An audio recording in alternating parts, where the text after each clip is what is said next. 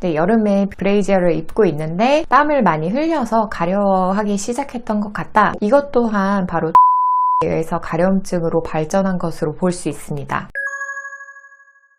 안녕하세요. 아토피를 이겨낸 한의사 이문규 원장입니다. 오늘은 가슴 부위에 발생하는 아토피 또는 습진에 대해서 얘기를 나눠보고자 합니다. 초등학교 고학년이 되면서 브레이저 닿는 부위에 아토피가 생기기 시작한 딸을 두신 분이거나 성인이 돼서도 브레이저 끈이나 와이어 닿는 부위에 아토피나 습진 때문에 예쁜 속옷을 못 입고 계신 분들, 특히나 오늘 얘기에 좀 집중해 보시면 좋을 것 같습니다.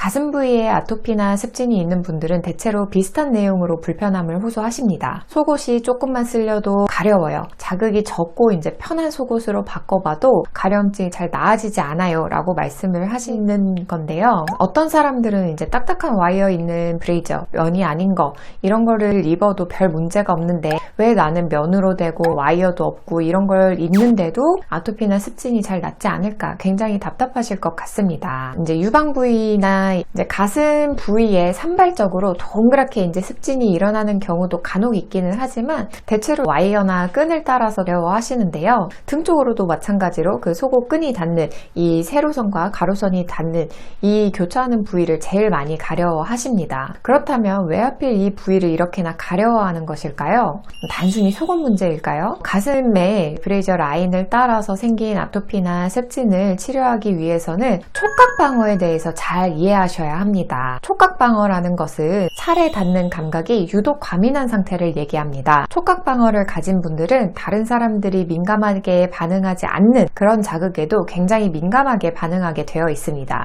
예를 들자면 목도리를 매거나 제가 입은 것처럼 목티를 입을 때 목에 무언가 닿는 느낌이 불편해서 잘 입지 못한다든지 아니면 손에 반지나 액세서리 착용하는 것을 꺼린다든지 속옷 닿는 것을 꺼린다든지 이런 것들이 촉각 방어의 일종입니다. 근데 촉각 방어의 예시만 들었을 때는 나는 아토피나 습진 때문에 속옷이 닿는 것이 불편한 거지 촉각 방어가 있어서 아토피나 습진이 생기는 것 같지는 않은데 라고 생각하시는 분들이 분명 계실 거예요. 하지만 제가 진료실에서 만난 환자분들 중에서 다수의 분들이 이제 정밀 진료를 하다 보면 촉각 방어가 이 가슴 부위의 아토피 습진 발병에 적지 않은 영향을 주었다는 것을 발견할 수 있었습니다. 실제로 처음에는 이제 브레이저를 입기 시작하면서 자꾸 쓸리고 자극이 되니까 시작된 것 같다고 하시는 분들과 여름에 브레이저를 입고 있는데 땀을 많이 흘려서 가려워하기 시작했던 것 같다 라고 말씀하시는 분들이 제일 많고 이것 또한 바로 촉각 방어에 의해서 가려움증으로 발전한 것으로 볼 수 있습니다. 좀 더 구체적으로 얘기를 해볼게요. 땀이 났는데 이제 속옷을 갈아입지 못하고 계속 입고 있다든지 아니면은 그냥 2차 성징 이전에는 안 입던 속옷을 이제 2차 성징 이후에 속옷을 입게 된 것 그 자체만으로도 당연히 피부에 자극이 가해질 수 있습니다. 그러나 이제 인간의 감각이라는 것은 시간이 지나면 적응을 하고 둔감해지게 되어 있습니다. 우리가 향수를 뿌린 직후에는 향수 냄새를 강하게 맡지만 시간이 지나면 잘 못 느끼는 것처럼 말입니다. 둔감해지지 않고 계속 무언가를 느끼게 되면 거기에 너무 많은 에너지를 쏟기 때문에 생존에 그다지 유리한 반응이 아니거든요. 그래서 물론 개인차는 있겠지만 시간이 지나면 동일 자극에 대해서 인간이 둔감해지거나 이제 무자극의 상태로 느끼는 것이 정상입니다. 하지만 이 가슴 부위에 특히 속옷 라인 따라서 아토피나 습진이 있는 분들은 이 부위에 쓸리거나 눌리는 감각에 둔감해지다가도 다시 예민해지면서 그러니까 결과적으로는 자극에 둔감해지는 게 좀 덜하다는 얘기겠죠. 그러면서 이제 가려움증에도 굉장히 민감해집니다. 촉각 방어가 있는 분들은 대부분 본인이 싫어하는 감각에 좀처럼 둔감해지지 못하고 계속 불쾌하다고 느끼는 것과 비슷한 원리인 것입니다. 그래서 어떤 일까지 벌어지느냐 하면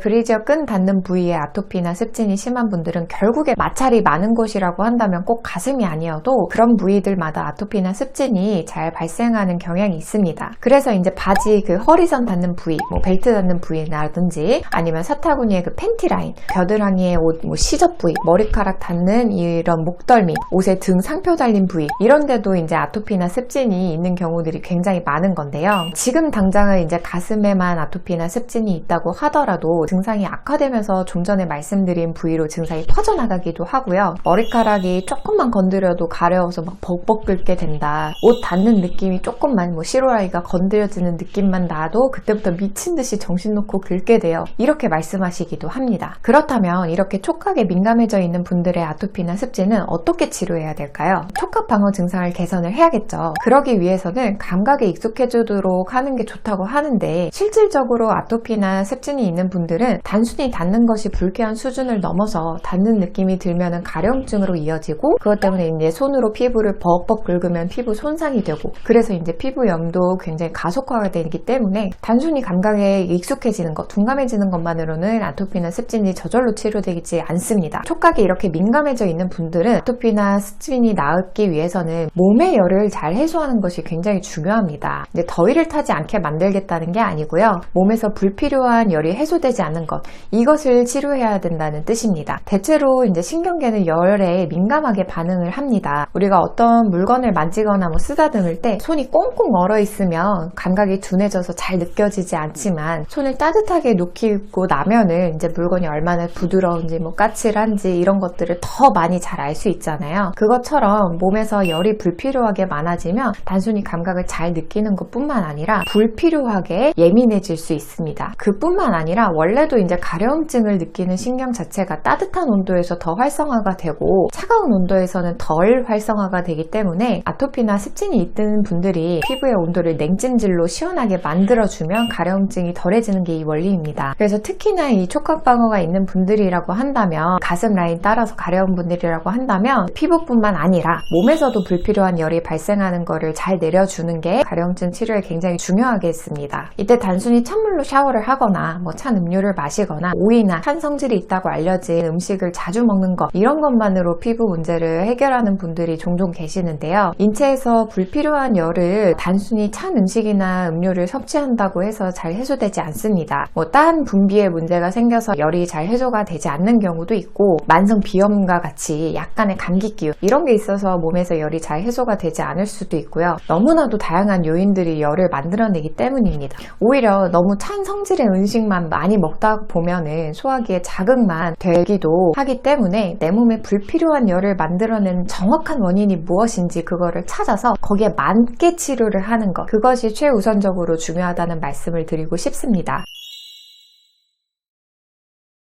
오늘은 이렇게 가슴 속옷 부위 따라서 발생한 아토피나 습진의 원인 그리고 치료 방법에 대해서 얘기를 해보았는데요. 중간에 말씀을 드렸듯이 증상이 악화가 될 경우에는 점점 타곤이나 겨드랑이, 목덜미 이런 여러 부위로 증상이 퍼져나가기도 하고 유두습진으로 진행이 되기도 합니다. 그렇기 때문에 이제 일시적인 문제가 아니라면 특히 스테로이드 연고나 항히스타민제 등으로 치료를 했는데도 잘 낫지 않는다 했던 분들이라면 이번 영상을 꼼꼼히 들어보시고 증상이 악화되기 전에 여러분들의 몸 상태에 맞는 치료를 시작하셨으면 좋겠습니다.